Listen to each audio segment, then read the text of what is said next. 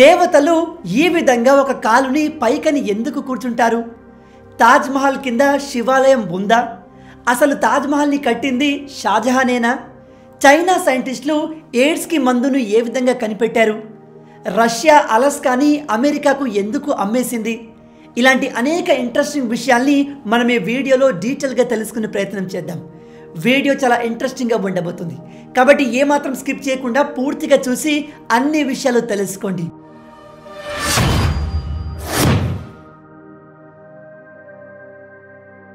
మంచి hand writing ఉన్న వాళ్ళకంటే హ్యాండ్ రైటింగ్ బ్యాడ్గా ఉన్న వాళ్ళు స్మార్ట్గా ఉంటారు. ఇది నేను చెప్తున్న విషయం కాదు, సైంటిస్టులు చెప్తున్నారు. అది ఎలా అంటే, మనం పేపర్లో ఏదైనా రాసేటప్పుడు దాని గురించి ఆలోచిస్తూ రాస్తాం. మన బ్రెయిన్ అండ్ హ్యాండ్ రెండు సింక్లో పనిచేసినప్పుడు హ్యాండ్ రైటింగ్ చాలా నీట్గా వస్తుంది. కానీ ఎప్పుడైతే బ్రెయిన్ అండ్ హ్యాండ్కి సింక్ పోతుందో అప్పుడు హ్యాండ్ రైటింగ్ ప్రాపర్గా రాదు. సైంటిస్టులు అబ్జర్వ్ చేసిన విషయం ఏమిటంటే, బ్యాడ్ హ్యాండ్ రైటింగ్ ఉన్న వాళ్ళ బ్రెయిన్ చాలా ఫాస్ట్గా పనిచేస్తుంది. అందుకే వాళ్ళ బ్రెయిన్కి హ్యాండ్ మూమెంట్కి బ్యాలెన్స్ కాకపోవడం వల్ల వాళ్ళ హ్యాండ్ రైటింగ్ సరిగా ఉండదు. దీన్ని సింపుల్గా చెప్పాలంటే, ఎవరి బ్రెయిన్ అయితే ఫాస్ట్గా పనిచేస్తుందో వాళ్ళ హ్యాండ్ రైటింగ్ ప్రాపర్గా ఉండదు. అండ్ ఇలాంటి వాళ్ళు మిగతా వాళ్ళకంటే చాలా స్మార్ట్గా ఉంటారు. ఈ విషయం చాలా ఇంపార్టెంట్, జాగ్రత్తగా వినండి. కర్ణాటకలో కేవలం 8 నెలల పాప ఒక మొబైల్ ఛార్జర్ని నోట్లో పెట్టుకోవడం వల్ల చనిపోయింది. ఏం జరిగిందంటే, ఈ పాప తండ్రి పేరు సంతోష్. ఇతను ఒక ఎలక్ట్రికల్ సప్లై కంపెనీలో కాంట్రాక్ట్ ఉద్యోగం చేస్తున్నాడు. ఇతను ఇంటికి వచ్చి తన మొబైల్కి ఛార్జింగ్ పెట్టాడు. మొబైల్ ఫుల్ ఛార్జింగ్ అయిపోగానే స్విచ్ని ఆఫ్ చేయకుండా మొబైల్ తీసుకొని వైర్ని అలా కిందికి వదిలేశాడు. ఈ చిన్న పాప కింద ఫ్లోర్ పైన ఆడుకుంటూ ఆ వైర్ని పట్టుకొని నోట్లో పెట్టుకుంది. దాంతో వెంటనే ఆ పాపకి కరెంట్ షాక్ తగిలి స్పృహ కోల్పోయి పడిపోయింది. తల్లిదండ్రులు పరిగెత్తుకుంటూ ఆ పాపను హాస్పిటల్కి తీసుకెళ్లినా ఫలితం లేకపోయింది. ఎందుకంటే అప్పటికి ఆ పాప చనిపోయింది. అందుకే గుర్తుపెట్టుకోండి, మీ ఇంట్లో చిన్నపిల్లలుంటే ఈ ఛార్జర్లతో జాగ్రత్తగా ఉండండి. మీ ఫోన్ ఛార్జింగ్ అయిపోగానే ఆ వైర్ మొత్తాన్ని రిమూవ్ చేసేయండి. లేదా పిల్లలకి ఈ ఎలక్ట్రిక్ సాకెట్లు అందకుండా ఎత్తులో పెట్టేయండి. ఇలాంటివి మనతో కూడా జరిగే అవకాశం ఉంది కాబట్టి అందరికీ తెలిసేలా ఈ వీడియోని షేర్ చేయండి. మీరు శివుడి ఫోటోని లేదా విగ్రహాన్ని గమనించండి. అందులో మహాశివుడు తన ఎడమ కాల్ని ఇలా పైకని కూర్చొని ఉంటారు. మిగతా దేవతలు కూడా చాలా వరకు ఇలాగే కూర్చుంటారు. ఈవెన్ సద్గురు కూడా ఇలాగే కూర్చుంటారు. అలా ఎందుకో తెలుసా? మేల్ గాడ్స్ తమ లెఫ్ట్ లెగ్ని ఇలా పైకని కూర్చుంటే ఫీమేల్ గాడ్స్ తమ రైట్ లెగ్ని పైకని కూర్చుంటారు. మన బ్రెయిన్ 2 పార్ట్స్గా డివైడ్ అయి ఉంటుంది. Left side brain logical thinking, అనాలిసిస్కి ఉపయోగపడుతుంది. అదే right side brain creativity, imagination, ఫీలింగ్కి ఉపయోగపడుతుంది.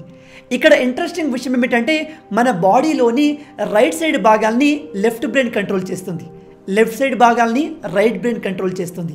అఖండ సూత్ర ప్రకారం మేల్ గాడ్స్ ఇలా కూర్చోవడం వల్ల 38.1966% కాన్షియస్నెస్ని రిప్రజెంట్ చేస్తారు. అదే ఫీమేల్ గాడ్స్ ఈ విధంగా కూర్చోవడం వల్ల 61.8034% కాన్షియస్నెస్ని రిప్రజెంట్ చేస్తారు. ఈ రెండింటిని కలిపితే ఎంత అవుతుందో తెలుసా? ఎగ్జాక్ట్గా 100%. ఇందులో మేల్ అండ్ ఫీమేల్ శక్తి కలిసి ఉంటుంది. దీన్నే మనం ఆదిశక్తి అంటాం. అందుకే దేవతల్ని అలా ఊరికే పూజించకుండా వాళ్ళ వెనకాల ఉన్న సైన్స్ని తెలుసుకోండి. రీసెంట్గా మన సెంట్రల్ ఎడ్యుకేషన్ మినిస్ట్రీ ఎన్సీఆర్టీ బుక్స్లలో రామాయణం, మహాభారతాన్ని కూడా యాడ్ చేయాలని నిర్ణయించుకుంది. ఇన్ని రోజులు మనం అక్బర్, బీర్బల్, బాబర్ అనుకుంటూ రకరకాల చరిత్రలు చదువుకున్నాం. కానీ ఇకపై నుంచి మహాభారతం, రామాయణం కూడా మనం చదువుకునే బుక్స్లో భాగం కాబోతున్నాయి. నేషనల్ ఎడ్యుకేషన్ పాలసీ 2020 ప్రకారం క్లాస్ 7 నుంచి 12 కరికులంలో వీటిని యాడ్ చేయబోతున్నట్టుగా తెలుస్తుంది. ఈ డెసిషన్ ఎందుకు తీసుకున్నారంటే, దీనివల్ల విద్యార్థులకు మన అసలైన హిస్టరీ, మన కల్చర్ గురించి అవేర్నెస్ పెరుగుతుంది అని. గైస్, ఈ డెసిషన్ గురించి మీరేమనుకుంటున్నారు? ఇలా చేయడం కరెక్టా కాదా?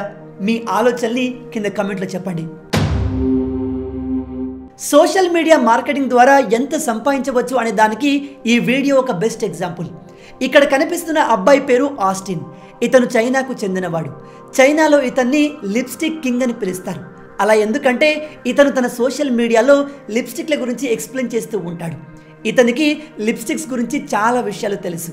ఓవరాల్గా ఇతను లిప్స్టిక్ విషయంలో ఎక్స్పర్ట్ అని చెప్పవచ్చు. అయితే లాస్ట్ ఇయర్ సింగిల్స్ డే రోజు ఇతను ఒక స్పెషల్ స్ట్రీమ్ చేశాడు. ఒక్క రోజులో కేవలం ఆ ఒక్క స్ట్రీమ్లోనే ఇతను ఎంత సంపాదించాడో తెలుసా? $1.2 బిలియన్. మన కరెన్సీలో 9,980 కోట్లు. ఎస్, మీరు విన్నది కరెక్ట్, 9,980 కోట్లు. క్రేజీ కదా. భవిష్యత్తు మొత్తం సోషల్ మీడియా మార్కెటింగ్ మీదే ఉండబోతుంది. ఒక్క రోజులో దాదాపు 10,000 కోట్లు సంపాదించడం గురించి మీరేమనుకుంటున్నారు? ఇక్కడ కనిపిస్తున్న ఈ వ్యక్తి పేరు జొనాథన్. అమెరికాకు చెందినవాడు. ప్రపంచంలోనే అత్యధిక కేసులు పెట్టిన వ్యక్తిగా ఇతను వరల్డ్ ఫేమస్. మీరు చెప్తే నమ్మరు, ఇతను తన సొంత తల్లిపైన కేసు పెట్టాడు. ఏమని అంటే ఈమె అతన్ని సరిగా చూసుకోవట్లేదు అని. కేసు పెట్టడమే కాదు, ఆ కేసు గెలిచి వాళ్ళ అమ్మ దగ్గర నుంచి $20,000 ఫైన్గా తీసుకున్నాడు. ఆ తర్వాత ఇతను తన ఫ్రెండ్స్, చుట్టుపక్కల వాళ్ళు, రిలేటివ్స్, ఈవెన్ తన లవర్ పైన కూడా పోలీస్ కేసు పెట్టాడు. ఇది చాలదన్నట్టు ఒకసారి అయితే అతనికి అగెన్స్ట్గా తీర్పునిచ్చిన జడ్జి పైన కూడా కేసు పెట్టాడు. ఇలా ఇతను దాదాపు 2,600 కేసులు పెట్టాడు. ఈ విషయం తెలిసి గిన్నిస్ వరల్డ్ రికార్డ్ వాళ్ళు ఇతన్ని గుర్తిస్తే ఈ జొనాథన్ గిన్నిస్ వరల్డ్ రికార్డ్ వాళ్ళపైన కేసు పెట్టాడు. ఎందుకంటే వీళ్ళు నా పర్సనల్ విషయాలు నా పర్మిషన్ లేకుండా వాళ్ళ రికార్డ్స్లో రాసుకున్నారు అని. ఇంట్రెస్టింగ్ విషయం ఏమిటంటే ఇతను పెట్టిన కేసులతో దాదాపు $8 మిలియన్ గెలుచుకున్నాడు. జొనాథన్ ఇలా ఫేమస్ కావడంతో ఒక టీవీ షో వాళ్ళు ఇతని ఇంటర్వ్యూకి పిలిచి ఒక క్వశ్చన్ అడిగారు. నువ్వు ఇంత ఫేమస్ అయ్యావు, నీ దగ్గర చాలా డబ్బు ఉంది, అయినా కూడా నువ్వు సింగిల్గానే ఎందుకు ఉన్నావు అని. దానికి అతను సమాధానం ఇవ్వకుండా కామ్గా వెళ్ళిపోయాడు. తర్వాత ఏం జరిగిందో తెలుసా? ఈ టీవీ షో పైన వీళ్ళు నన్ను అవమానించారు అని కేసు పెట్టి వాళ్ళ దగ్గర నుంచి $50,000 ఫైన్గా తీసుకున్నాడు. క్రేజీ ఉంది కదూ. ఈ జొనాథన్ గురించి మీరేమనుకుంటున్నారు? చైనా రోజు రోజుకి టెక్నాలజీ పరంగా ఎంతగానో అడ్వాన్స్ అవుతుంది. ప్రజెంట్గా అమెరికా కంటే కూడా చైనానే అడ్వాన్స్గా ఉంది. ఇక్కడ కనిపిస్తున్న ఈ వ్యక్తి పేరు హీ జియాంగ్. ఇతను చైనాకు చెందిన బయోమెడికల్ రీసెర్చర్. ఇతను ఇక్కడ కనిపిస్తున్న పిల్లలకి జీవితంలో ఎయిడ్స్ రాకుండా చేశాడు. అది ఎలా అంటే ఇతను పిల్లల డిఎన్ఏలో ఉండే CCR5 జీన్స్ని తొలగించేశాడు. సింపుల్గా చెప్పాలంటే ఇతను క్రిస్పర్ టెక్నాలజీ ఉపయోగించి డిఎన్ఏను ఎడిట్ చేశాడు.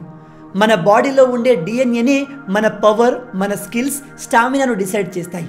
అలాంటిది డిఎన్ఏని కూడా ఎడిట్ చేసే టెక్నాలజీని ఈ చైనీయులు తయారు చేసుకున్నారు.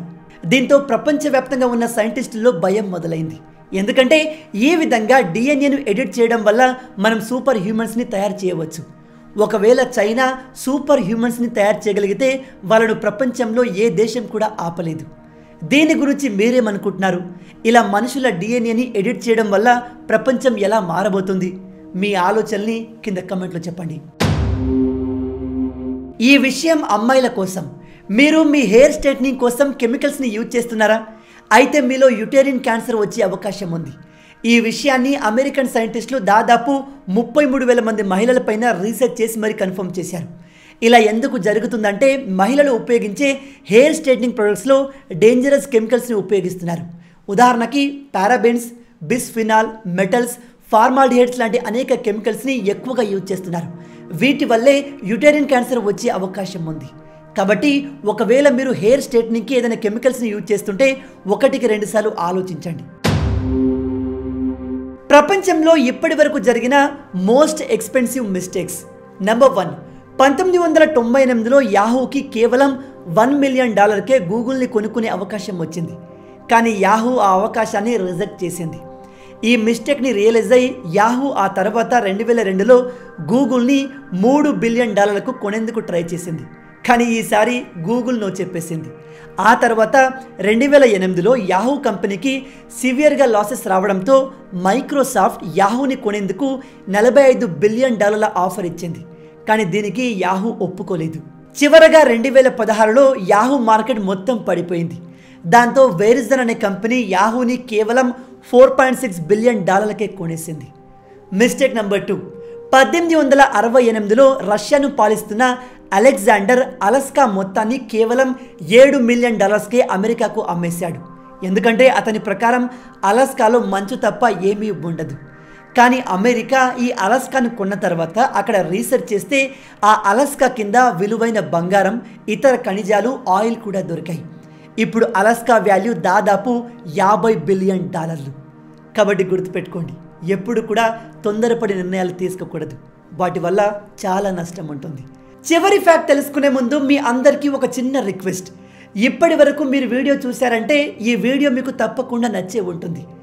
నచ్చితే అలా ఊరికే చూసి వెళ్ళిపోకుండా వీడియోని లైక్ చేయండి. ఈ వీడియోకి నేను మీకు ఇచ్చే లైక్స్ టార్గెట్ 5000 లైక్స్. చాలా ఈజీ, సింపుల్గా చేసేయండి. అలాగే ఇలాంటి మరిన్ని ఇంట్రెస్టింగ్ వీడియోస్ కోసం మన ఛానల్ని సబ్స్క్రైబ్ చేసి మమ్మల్ని సపోర్ట్ చేయొచ్చు కదా. ఇది మీకు కంప్లీట్లీ ఫ్రీ, కానీ మీరు చేసే ప్రతి ఒక్క లైక్ అండ్ సబ్స్క్రిప్షన్ మాకు మరిన్ని వీడియోస్ చేయడానికి ఒక మోటివేషన్లా ఉంటుంది. కాబట్టి వీడియోని లైక్ చేసి ఛానల్ని సబ్స్క్రైబ్ చేయడం మర్చిపోవద్దు. తాజ్మహల్ కట్టింది షాజహానేనా? తాజ్మహల్ ఒకప్పుడు శివాలయమా? ఈ టాపిక్ పైన చాలా వీడియోస్ యూట్యూబ్లో ఉన్నాయి. ఈవెన్ మన తెలుగు యూట్యూబర్లు కూడా తాజ్మహల్లో ఎటువంటి శివాలయం లేదు, అది కేవలం షాజహాన్ ముంతాజ్ బేగం కోసం కట్టిన సమాధి అని చెప్తున్నారు. ఈవెన్ గవర్నమెంట్ కూడా ఇదే విషయాన్ని నమ్ముతుంది. కానీ రీసెంట్గా ఆర్కియాలజిస్టులు గుర్తించిన 3 విషయాలు ఇప్పుడు గవర్నమెంట్ని కూడా ఈ విషయంలో మళ్ళీ ఆలోచింపజేస్తున్నాయి. నెంబర్ 1, హిస్టరీ ప్రకారం తాజ్మహల్ని షాజహాన్ తన భార్య ముంతాజ్ చనిపోయిన తర్వాత కట్టించారు. ఈ ముంతాజ్ బేగం తన 14వ బేబీకి జన్మనిస్తూ 1631 జూన్ 17వ తేదీన మరణించారు. కానీ గవర్నమెంట్ అఫీషియల్ వెబ్సైట్ ప్రకారం ఈ తాజ్మహల్ కన్స్ట్రక్షన్ స్టార్ట్ అయింది 1628లో, అంటే ముంతాజ్ మరణం కంటే 3 సంవత్సరాల ముందే. ఒక రాజు తన రాణి చనిపోక ముందే ఆమె కోసం సమాధి కట్టాలని ఎందుకు అనుకుంటాడు?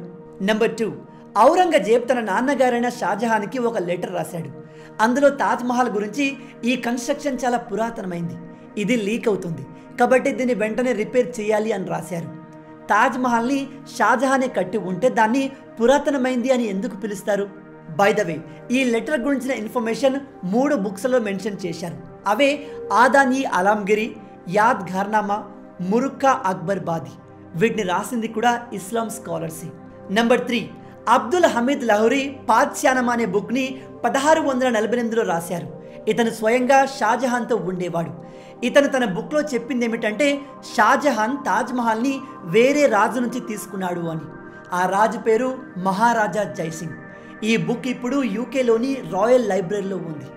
ఇక్కడ నేను చెప్పేది ఏమిటంటే తాజ్మహల్ మేబీ శివాలయం కాకపోవచ్చు, కానీ దీన్ని కట్టింది మాత్రం షాజహాన్ కాకపోవచ్చు. దీని గురించి మీరేమనుకుంటున్నారు? ఈ టాపిక్ పైన మీకు డీటెయిల్ వీడియో కావాలనుకుంటే కింద కమెంట్లో చెప్పండి. మొత్తంగా ఇవే ఈ వీడియోకి సంబంధించిన టాప్ 10 ఇంట్రెస్టింగ్ ఫ్యాక్ట్స్. మనం ఇప్పటి వరకు డిస్కస్ చేసిన ఫ్యాక్ట్స్లో ఏ ఫ్యాక్ట్ మీకు బాగా నచ్చిందో నాకు కింద కమెంట్లో చెప్పండి. నెక్స్ట్ వీడియోలో మరిన్ని ఇంట్రెస్టింగ్ ఫ్యాక్ట్స్తో మళ్ళీ కలుద్దాం. అంటిల్ దెన్, జై హింద్.